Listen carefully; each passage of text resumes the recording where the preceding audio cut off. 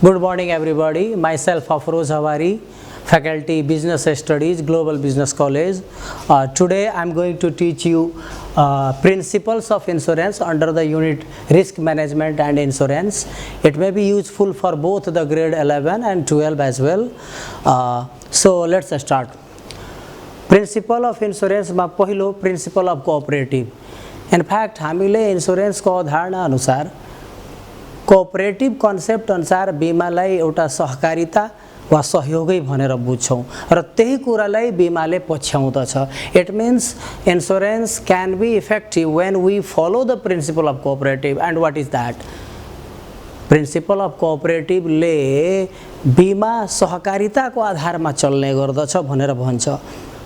अहिलेको आधुनिक अवधारणा अनुसार जुन एउटा बीमा सम्झौता हो त्यो पनि प्राचीन युगमा व्यक्तिहरूले एकअर्कालाई गरेको सहयोगको आधारमा आधारित छ र अहिले यो मोडर्न युगमा विभिन्न व्यक्तिहरूले इन्स्योरेन्स पोलिसी खरिद गरेको हुनाले एउटा बीमा कम्पनीमा ठूलो रकम एउटा फन्ड एउटा कोषको रूपमा खडा भएर वास्तवमा कुनै एउटा व्यक्तिलाई पर्न गएको जोखिम, आगलागीबाट उसको जीवनको जोखिम तथा बुढेसकालको बन्दोबस्ती एन्डाउमेन्टको लागि भए पनि यो बीमा कम्पनीले कम्पेन्सेसन अमाउन्ट क्षतिपूर्ति दिन्छ. यस अर्थमा यहाँ बीमा कम्पनी एउटा केवल एजेन्टको रूपमा देखिन्छ. यद्यपि यो धेरै महत्त्वपूर्ण भूमिका हो र जहाँ थ्योरी अफ लार्ज नम्बर भने अनुसार धेरै मान्छेहरूले एउटै कम्पनीबाट बीमा खरिद गर्दाखेरि वास्तवमा भन्ने भने एउटा व्यक्तिमा पर्न गएको जोखिम बाँकी सारा व्यक्तिहरूले मिलेर वहन गर्दछन्. यस आधारमा बीमा सहकारितालाई अपनाउँदछ र बीमा सहकारिताको आधारमा चल्ने गर्दछ र चल्नुपर्छ यो सिद्धान्त लागू हुन्छ. So simply the principle of cooperation is that the risk that is happening to a person is beared by all the people who actually takes the insurance policy from the same one insurance company. Here the insurance company act as an agent that collect the huge fund in terms of the premium paid by the insured person or people, and the insurance company promises to pay the compensation to any party, any person who is actually suffering the loss. So in reality, this insurance runs and works on the principle of cooperative. If people could not have taken policy, there may not have been any payment and no collection of fund. So company, after utilizing those funds, getting benefit, pays the bonuses, interest, compound interest to any policy buyer. So actually people are helping each other by the help of the insurance company. Next we have a principle of probability. सम्भाव्यता को सिद्धान्त. सम्भाव्यता एउटा गणित शास्त्रको महत्त्वपूर्ण नियम हो. यसले कुनै घटना घट्न सक्ने वा नघट्न सक्ने भनेर भन्दछ र बीमा पनि यही कुरामा आधारित छ. गणित शास्त्रको नियम प्रोबेबिलिटीले भन्छ कि कुनै घटना घट्न सक्यो भने के नतिजा आउँछ र घटेन भने त्यसको के नतिजा, र बीमा कम्पनीले यही सम्भाव्यताको आधारमा कुनै व्यक्तिको कुनै पनि विषयवस्तुको जोखिम, चाहे त्यो फायर इन्स्योरेन्स अर्थात् प्रोपर्टी इन्स्योरेन्स पनि मान्छौं र जीवन बीमामा कुनै व्यक्तिको उमेर अनुसार उसको घरको बनावट अनुसार त्यसको बीमाको विषयवस्तु घर, जीवन वा इभन मरिन इन्स्योरेन्समा के कस्तो जोखिम छ भन्ने कुरा एउटा सम्भाव्यताको गणितशास्त्रको नियममा गणना गरिन्छ. त्यसरी क्याल्कुलेटेड प्रोबेबिलिटीको आधारमा एउटा व्यक्तिको वास्तविक वित्तीय हार्जाना दिनका लागि सम्भाव्यताको नियम बीमामा लागू हुन्छ. So principle of probability is implied in the insurance actually for the calculation of any premium. What is probability? It is the very famous rule of a mathematics subject. It means it is the chance of occurrence and non-occurrence of an event. So if an event happens, what could be the possible result? If it doesn't happen, then what could be the result? According to this probability, the premium regarding the compensation in terms of life insurance or fire insurance is calculated by insurance company. So probability must be adopted as an important principle to pay out the actual financial loss to any insured person. Next we have a principle of insurable interest अर्थात बीमा योग्य हित को सिद्धांत. यो कुरा भनेको के हो कि कुनै बिमाको विषयवस्तुमा बिमा गराउने व्यक्तिको हित भएको हुनुपर्दछ, अर्थात् त्यो विषयवस्तु बाँकी रहँदा निजलाई राम्रो हुने र त्यो बिमित विषयवस्तुमा कुनै क्षति हुँदा निजलाई घाटा लाग्ने अवस्था रहेको हुनुपर्दछ। उदाहरणको लागि मिस्टर एले आफ्नो जीवन बिमा किन गराउँछ? किनभने उसको जीवनमा उसको हित लुकेको छ। ऊ मरेर गए पनि उसको परिवार इच्छाएको व्यक्तिले उसको हर्जाना रकम प्राप्त हुन्छ, एक किसिमले प्रोमिस्ड एमाउन्ट है त। त्यस्तै उसको सम्पत्तिमा आगलागी हुँदा त्यो व्यक्तिलाई दुःख लाग्छ, त्यसैले त्यस विषयवस्तुमा त्यो व्यक्तिको जो बिमा गराइरहेछ त्यसले आफ्नो हित राखेको स्वार्थ रहेको छ र त्यसैले ऊ आफ्नो चीजको लागि अर्थात् बिमाको सम्पत्ति वा ज्यानको लागि बिमा गराउन सक्छ, मिस्टर बी को लागि गराउन सक्दैन। यदि यस्तो हुने भएको भए आफै व्यक्तिहरूले अरूको घरको वा जीवनको बिमा गराइलिन्थ्यो र आफै त्यसमा नोक्सानी पुर्याउने जस्तो एउटा अपराधिक वा चरित्रहीन कामले जन्म लिन सक्थ्यो। याद गर्नुस्, बिमा एउटा जुवा होइन, यो वाजरिङ कन्ट्र्याक्ट होइन। त्यसैले बिमा गराउन चाहने व्यक्तिले बीमित विषयवस्तुमा उसको हित भएको हुनुपर्छ अनि मात्र बिमाले काम गर्दछ भनेर भन्दछ। So we can say the insurable interest is simply such a interest in a nature that actually the event insured against might cause the loss to the property or the life of the person. For example, Mr. A has the selfishness in the property and life of himself, because if there is a loss in his life or property, there is a loss by the insured people's family members, as well as a person who takes the insurance of property may feel or suffer from the loss of the fire towards his property. So Mr. A simply cannot take the insurance of Mr. B, rather Mr. A can only take any insurance of his subject matter that is very that are like beneficial to him.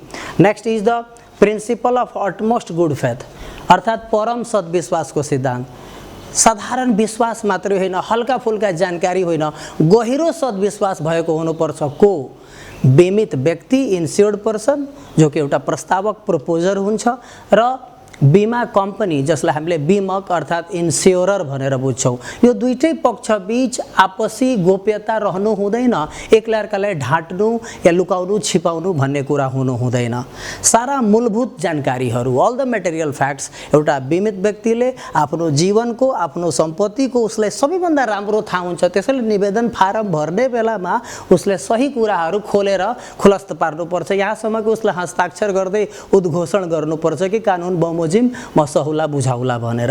र अर्कोतिर बीमा कम्पनीले पनि यदि कुनै बीमित व्यक्तिको कुनै पनि किसिमको एक्स्ट्रा फाइदाहरू छन्, उसले तिर्नुपर्ने जुन बोनस र केही ब्याजका थप रकम छन् भने पनि प्रचलित नियमअनुसार भएको इन्ट्रेस्ट रेटको आधारमा पनि बीमित व्यक्तिले त्यसको सही सही जानकारी गराउनुपर्छ। यस अर्थमा दुवै पक्ष बीच जो कि एउटा करार गर्ने, सम्झौता गर्ने तयारीमा हुन्छन्, उनीहरूले सद्विश्वास देखाएको हुनुपर्दछ। So this is the utmost good faith simply tells both the party of the agreement, namely the insured and insurer, must show the good faith, utmost good faith towards each other. While filling an application form, the applicant must reveal all the material facts while proposing an application offer form, because he knows best of the idea about the risk factor of his life or disease history of his life, as well as the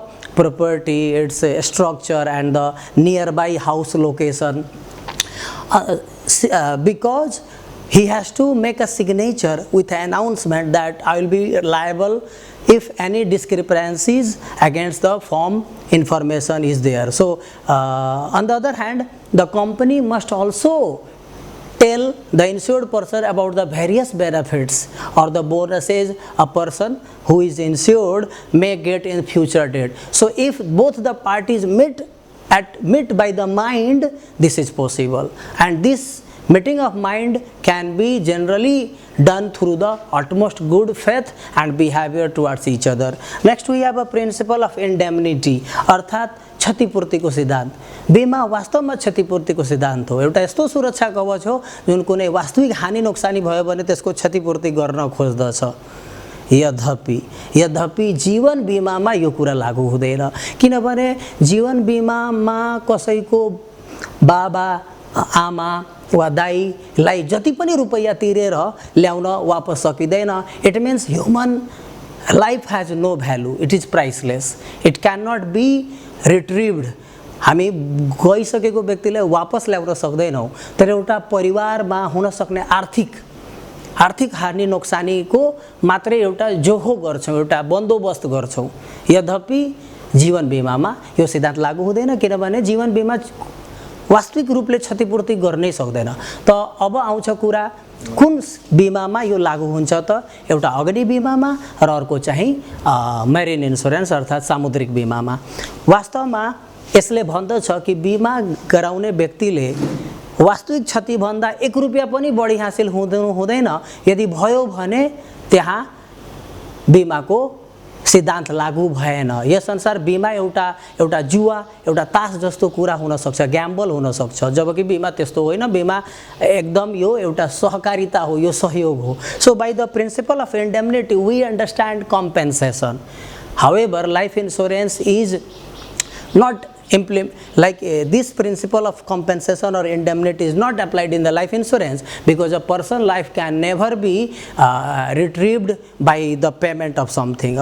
Similarly, on the other hand, in the fire and marine insurance, what is the actual damage loss? The same is paid to the insured person.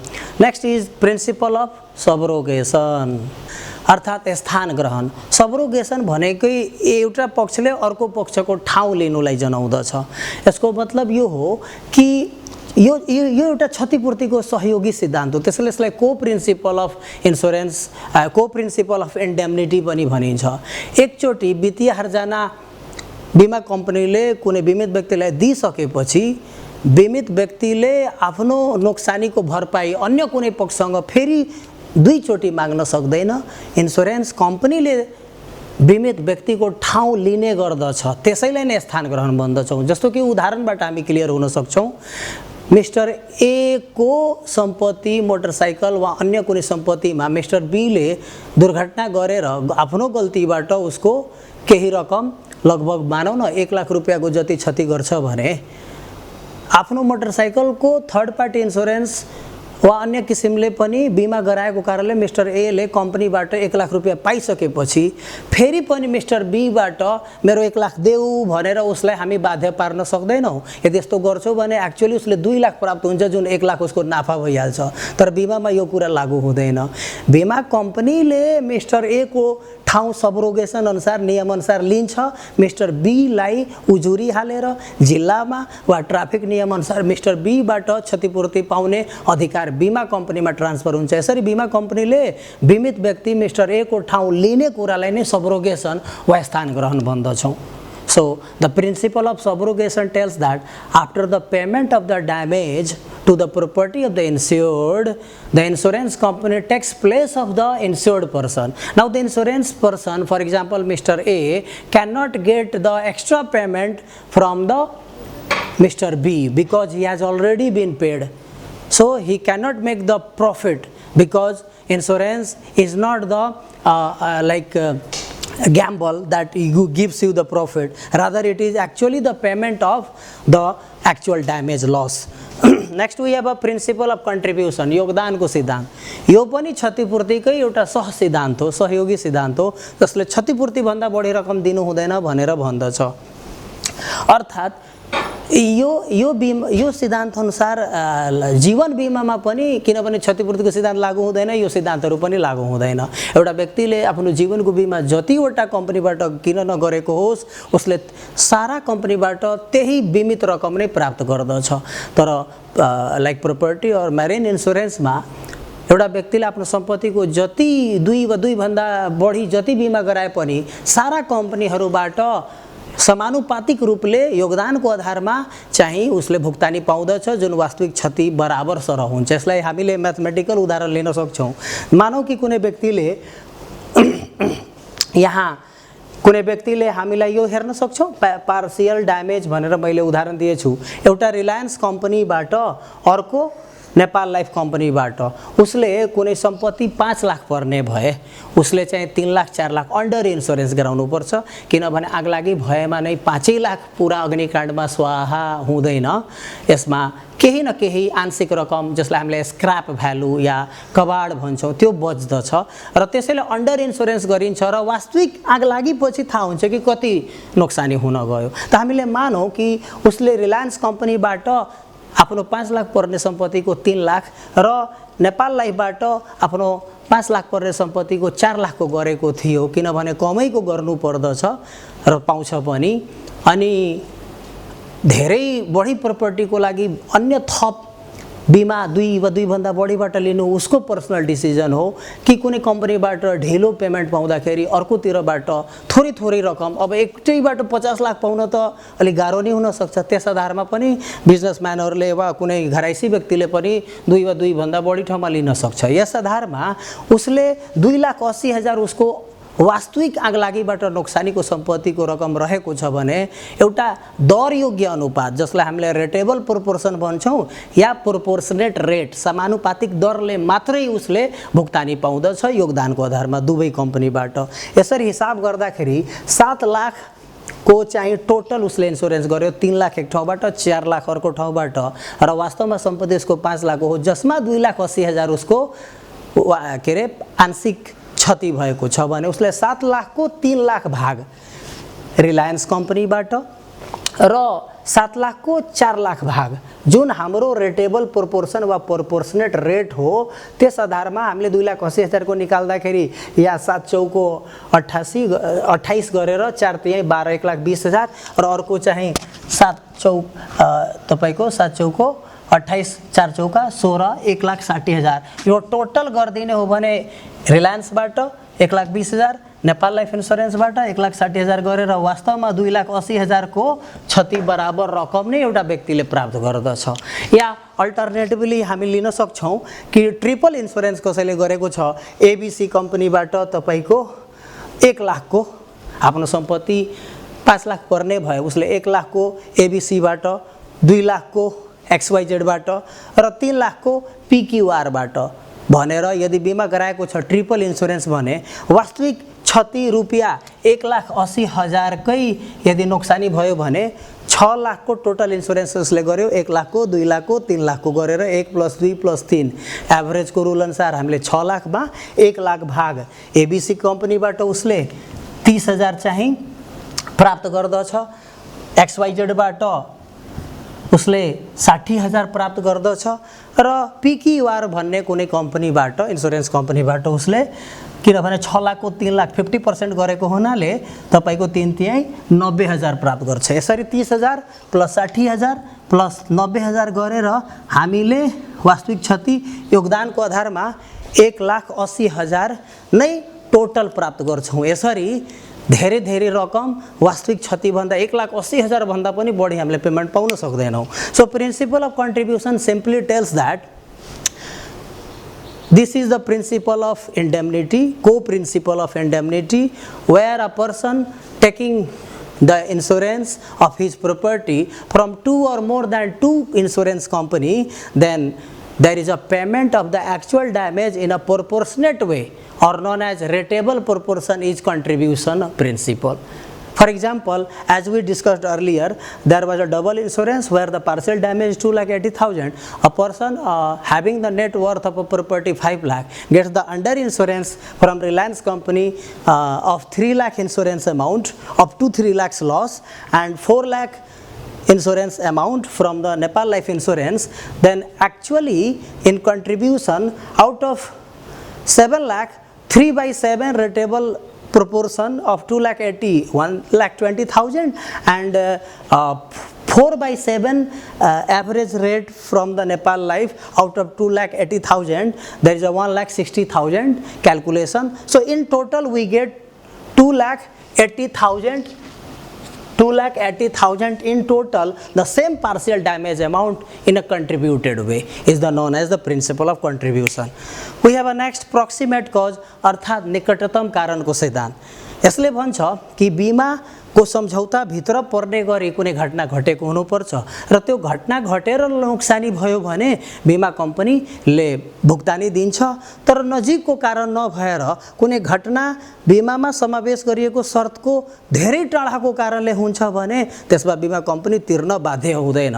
यो कुरालाई हामीले ओ my God भन्ने फिल्ममा परेश रावलले कान्छीलाल भाइ शाहलाई act of God शर्त अनुसार यो भएन, त्यसैले हामी कुनै पनि तपाईको पसलको बिजनेसको हानि नोक्सानी तिर्न बाध्य छैनौं भनेर मुक्त हुन चाहन्छन्, स्क्याप गर्छन्। र वास्तविकता यही हो कि if there is a like no approximate reason of happening certain event, then the insurance company can't pay. For example, a person taking insurance of death of road accident, but he survives with a minor injury in the road accident, and when he is gone for treatment in the hospital, there is some other disease that he suffer and he gets dead, then insurance company does not pay him because the reason for the death is actually not the road accident for which he made the agreement with the company, but by the another reason of death cannot come into the agreement of the approximate clause, or we say proximate cause. Now we have a principle of mitigation of loss, अर्थात न्यून क्षति। यो एउटा हामीले अन्तिममा पढ्दै छौं कि न्यून क्षतिको सिद्धान्त भनेको एउटा बीमाको विषयवस्तुमा सकेसम्म कम भन्दा कम क्षति भएको हुनु पर्दछ र व्यक्तिले बीमा गराउनु भन्दा पहिला जुन प्रयास एउटा बीमाको सम्पत्ति बचाउनबाट गर्छ त्यो प्रयास बीमा गराइसकेपछि पनि गर्नु पर्दछ। एउटा व्यक्तिले आफ्नो जीवन बीमा गराइसकेपछि उसले जस्तो सुकै जोखिम लिएर कोरोना कालमा घुमिहाल्ने घुम्दै रहने यस्तो चाहिँ गर्न मिल्दैन। सम्पत्तिको बीमा गराइदिएको छ, आगलागी भयो भने ऊ चाहिँ मज्जाले आफ्नो साथीको घरमा बसेर बाँसुरी बजाएर बस्न सक्दैन। उसले बीमा गराउनु भन्दा पहिला कुन प्रयास गर्थ्यो? हे भगवान, हरे शिव, गुहार गुहार, छिमेकीलाई बोलाउँथ्यो, बाल्टिनले पानी फाल्थ्यो, दमकललाई अर्थात् फायर ब्रिगेडलाई कल गर्थ्यो। त्यो पनि बीमा गराइसकेपछि पनि गर्नुपर्छ। एउटा व्यक्तिले आफ्नो सम्पत्तिलाई बचाउने भरपूर प्रयास गरेको हुनुपर्छ ताकि क्षति कम भन्दा कम होस्। So mitigation means the reduction of the loss. The effort that you make before taking an insurance to save your property or life, the same effort must also be done even after taking the insurance of the property. It means if there is a fire caught up in your house, you must have made an effort to call your neighbors and ask for the help, call of fire brigade, and yourself putting the water on the like house caught in the fire. So the main purpose is to reduce the loss that is happening due to the fire insurance. I hope you all have understood. Thank you for listening carefully.